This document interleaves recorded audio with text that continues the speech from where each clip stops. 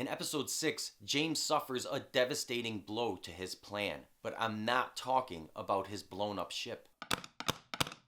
Now we do see that his ship is also blown up in episode 6, but it's important to remember that this is only a physical manifestation of James's real problem. James's real problem right now is an internal emotional problem. In the beginning of episode 6, we see Brace tell James that his mother tried to drown him as a child. And we then realize that this is the vision James has been having of his mother. Now this of course would be devastating to anybody to find out that their mother tried to drown them as a child. But there's even more at stake for James when he finds this truth out. We need to ask two questions, which is what drove James home and what is his true end game?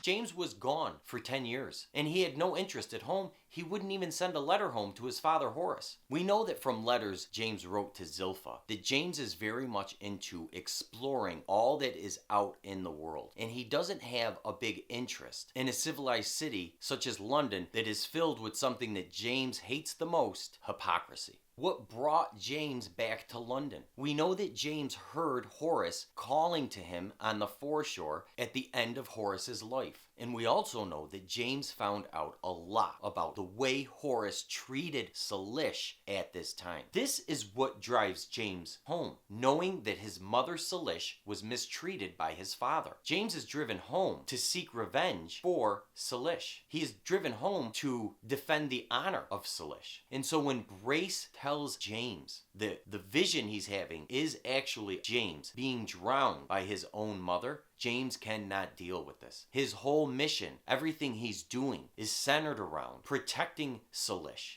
and restoring her honor. And then he finds out that perhaps Salish doesn't have any honor to restore. If you've seen any of my other Taboo videos, you may be saying, wait a minute, because I do talk about the respect that James shows towards women a lot. And you may be feeling that I'm making too big of a deal of it, or maybe looking for something that isn't really there. But this really is a main part of the show, and it's a big part of James's character. The proof for this is found in James's name. James's middle name is Keziah. The name Keziah's origins come from the Hebrew Bible. Keziah is the middle daughter of Job. In 1800s London, Keziah was a female name. It was not a name given to males. And the name Keziah has come to symbolize equality for women. So there is no doubt that treating women with respect and equality is a major part of who James Keziah Delaney is. What is James's true end game? He rarely takes any time for anything except accomplishing his goal of opening a trading post on Nootka Sound. He's even humorous when talking to other people because he ignores other topics and always brings the subject matter back to business. And there are a lot of obstacles that have gotten in James's way. From East India putting a threat on his life, to him actually being attacked twice, suffering wounds, not having gunpowder, but none of this distracts James from his mission. He is a very focused man. This is a characteristic of INTJ personality types, that once they are on a mission, it is the only thing that matters to them. And this is what we definitely see in James throughout the series, except for one thing. There is one thing that James always puts above his mission of opening a trading post, and that one thing is Zilpha. Whenever Zilpha is around, the mission takes a back burner, and James' complete attention is given to Zilpha. Knowing that James is a man of principle and who cannot be distracted from his mission, this leaves us asking the question, what is James's real end game? Is it opening the trading post, or is it being with Zilpha? And again, if we look at what motivates James and what matters to James the most, his real end game is being with Zilpha. When James is seeking peace, James goes into the wild. James has no desire to be an accomplished businessman. The trading post at Nootka Sound is a means to an end for James. It's a means to finally be with Zilpha in an environment that they can live without judgment. And in episode 6, we see that Zilpha finally comes to James. Things don't work out. And they don't work out because Zilpha is so closely connected to Salish in James's mind that he cannot separate the hurt he's feeling from Salish from Zilpha. So when he's finally able to be with Zilpha, when he's finally able to truly bond with another person, he can't because of his hurt, and he won't allow himself to be vulnerable.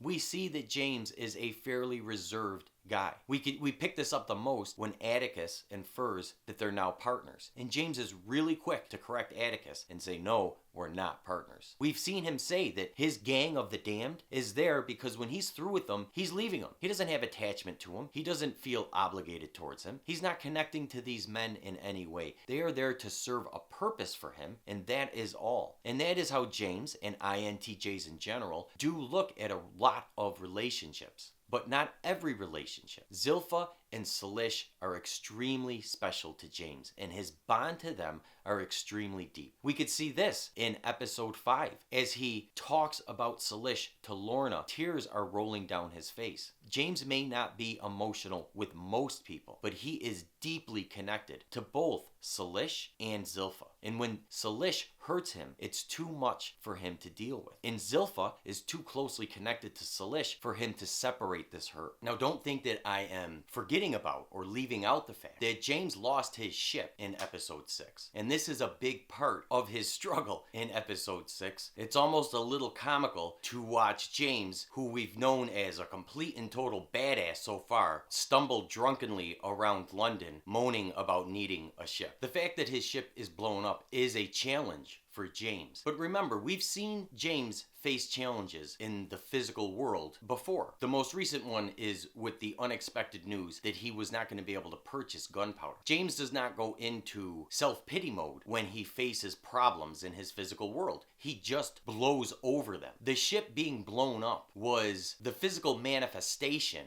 of James's internal problem. This is a good example of fantastic cinema. If they just left the internal struggle inside James, it wouldn't have been clear that it literally crippled his plan and prevented him from moving forward. Everything he's doing is centered around protecting Salish and restoring her honor. And then he finds out that perhaps Salish doesn't have any honor to restore. So in order to make that clear to the audience, we need something in the physical world that action can revolve around to help represent the loss that James is going through. And so they use the blown up ship. You're going to see that James actually has no problem acquiring a new ship once he gets over his emotional devastation. Now, don't fear, James is gonna make it. And we know this because they already gave James the solution to his problem. It's a very sad moment at the end of episode 6 when we see Winter was killed. Now, how is this the answer for James? As we said, James is driven by the women in his life. James lives by a principle that women should be respected. He can't move forward trying to avenge Salish at this point. Now, this may change. He may go back to avenging Salish's honor. We're not even sure if what Brace told him is absolutely true yet. I do think it is, but we can't necessarily be certain. So James will get over this hurdle. What's going to push him over the hurdle? Another woman who needs to be avenged. Winter. And so James will move forward now being motivated by avenging Winter's honor until he manages to straighten out his emotions and can get back onto his original task of fighting for Salish's honor. If there's any question in your mind about whether James killed Winter, the answer is no. James is a likable character, and they want him to stay a likable character. Even if James killed Winter in some kind of drunken or flashback vision fit that he didn't know what he was doing, whatever the circumstances around it may be, he would no longer be likable. They're not going to do that to him. They're going to keep him likable. So no, James did not kill Winter, but Winter's death is going to be what saves James. Don't be afraid to like the video if you did. If you have any friends that watch Taboo, go ahead and share the video with them. It'll give you something to talk about. If you want to make sure you catch all of our videos on Taboo, go ahead and subscribe, hit the bell, and you will be notified every time we upload one. You have a great day.